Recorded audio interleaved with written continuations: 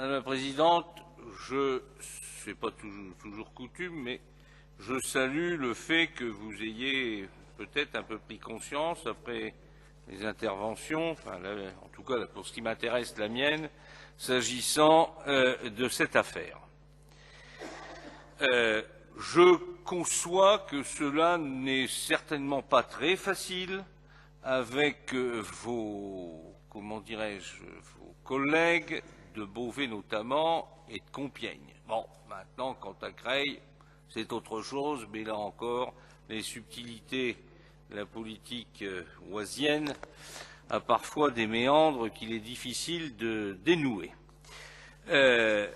En tout cas, au-delà du fait que vous ayez reporté à un peu adapté, si je puis dire, la réponse que vous transmettrez au préfet de l'Oise, je continue, je persiste et signe, et je propose donc un amendement, ou alors je vous le fais de manière orale et vous acceptez de le passer au vote, ou alors on demande une suspension de séance, je vous le rédige, puisqu'on n'a pas pu le faire avant, on vient de l'avoir. Je regrette aussi que ça n'ait pas été fait ce matin, puisque bon, il y avait du monde, ça pouvait être un lieu d'échange là-dessus.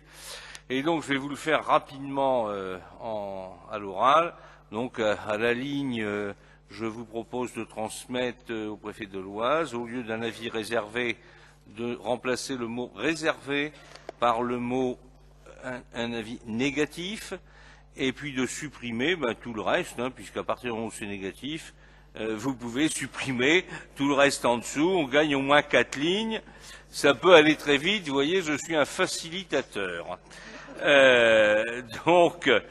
Parce que tout ça, je le redis, Madame la Présidente, je sais que c'est très embêtant pour vous, mais tout ça, il n'en restera que la première partie. Il est évident qu'il eût fallu négocier avec M. Bertrand largement pour qu'il n'impose pas ce genre de truc, qu'il a fait voter sans coup férir et sans ma voix de résistant la semaine dernière sur ce sujet. Je dois dire que même les élus de l'Oise, au conseil départemental, tout groupe politique confondu, Leca, d'autres, n'ont pas sourcillé, ont voté tout ça comme un seul homme. Donc c'est vrai que c'est quand même un peu difficile, moi qui suis sur le territoire, comme eux d'ailleurs, de voir des élus qui n'ont pas défendu, j'allais dire, la mère patrie, c'est-à-dire l'essence même de notre existence ici dans cette maison, c'est-à-dire le département, l'existence du département et du conseil départemental. Je suis certain que le sénateur Courcial qui viendrait apparaître va pouvoir me soutenir dans cette démarche, j'en suis certain. Vous avez fait un petit effort qui ne doit pas être facile, je le répète, Madame la Présidente. Mais voilà, il faut qu'aujourd'hui chacun prenne ses responsabilités. Moi, je me sens responsable de l'avenir des gens qui habitent dans ce département.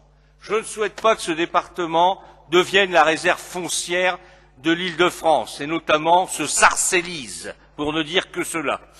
Et ça, bien entendu, après la métropolisation, eh bien, on sait très bien cette métropole, dans quelle direction regardera-t-elle? Alors bien sûr, un certain nombre ici, j'ai eu des conversations avec notre ami Alain Letellier, qui lui, c'est normal, la proximité de la région parisienne, vous savez quel est le danger de cette métropolisation, mais aussi de l'absorption par le Grand Paris.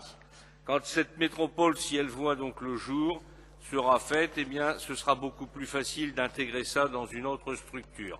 Et je le redis, la population concernée par le triangle des Bermudes, là, eh bien, est extrêmement importante. Les ruralités qui sont situées entre Compiègne, Beauvais et Creil, dans ce triangle infernal, disparaîtront. Et là, nous ouvrons la porte, bien sûr, à tout ce que je pense, et parce que je le sais, je le reconnais, vous êtes un défenseur, c'est difficile de dire une défendresse, je ne sais pas comment on peut dire, un défenseur, vous me pardonnerez, de la ruralité. Je ne remets pas en cause cela. Mais aujourd'hui, malheureusement, nous prenons un risque pour les générations suivantes, et ça peut même d'ailleurs aller très vite. Je l'ai dit l'autre jour, on passe de de 7 à 12, de 12 à 22, à 17 à 22 métropoles, et je suis convaincu qu'on arrivera à 30 dans peu de temps. Ça va aller très très vite. C'est l'objectif, tout le monde le sait ici. C'est l'objectif. Écrit, affirmé. Et si nous n'avons pas la volonté, au moins, ne serait-ce que, même si c'était un baroud d'honneur, de pouvoir dire à nos enfants, ou à nos petits-enfants, ou arrière-petits-enfants, nous avons dit non à la disparition de cette ruralité, à la disparition de ce département, avec toutes les conséquences pour la vie de tous les jours, socialement, humainement, industriellement, financièrement. Donc maintenant, c'est l'heure des choix. Je sais, vous avez fait certainement le maximum de ce que vous pouvez faire, Madame la Présidente, mais moi, je ne renie pas ce que j'ai dit lundi, ce que je redis aujourd'hui, ce que j'ai écrit, ce que j'écrirai demain. Je pense qu'il faut carrément dire non. Ne portons pas cette tâche au prétexte, vous vous rendez compte tout de même, c'est écrit, vous l'avez dit, c'est formulé, que nous sommes conscients qu'on ne peut pas se tenir à l'écart des possibilités de financement définies par la région Hauts-de-France. Ça veut dire que cette existence, nous la mettons à péril pour une affaire de financement. Nous ne sommes pas les marchands du temple. Et aujourd'hui, il faut effectivement savoir quelle est la portée du geste que nous allons faire.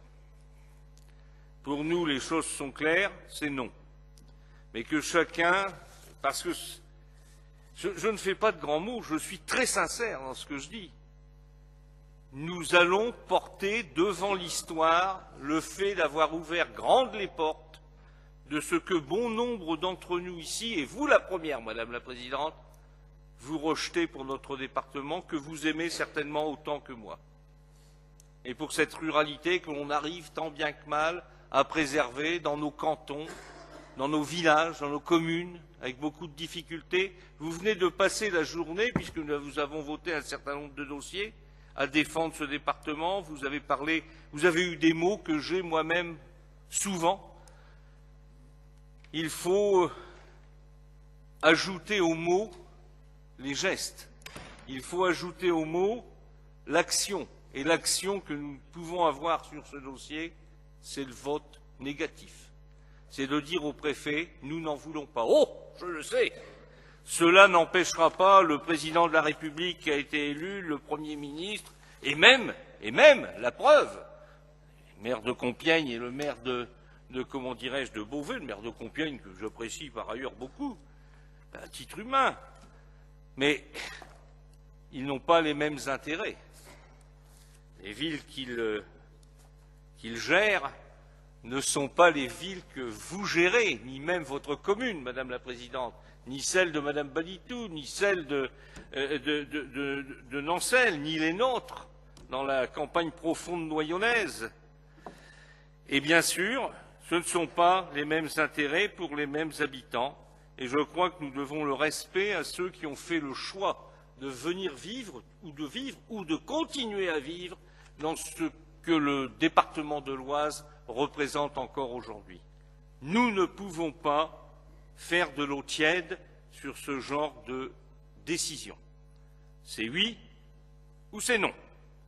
Pour nous, Madame la Présidente, ce sera non, je le répète, et je vous demande donc de mettre aux voix d'abord mon amendement, comme ça les choses seront bien claires. Donc au lieu de... je viens de refermer mon dossier, mais je le sais par cœur. Donc c'est le mot refuser plutôt que réserver. Et comme ça, ça simplifie tout. Voilà, si vous l'acceptez comme ça, après, maintenant, chacun prend son... Pardonnez-moi, je suis... c'est rare que je puisse dire ça en assemblée, je suis malheureux. Au-delà de nos appartenances politiques, je suis malheureux que l'on vous mette un flingue sur la tempe. J'irai pas quand même. Si, Madame la Présidente. Si, Madame la Présidente.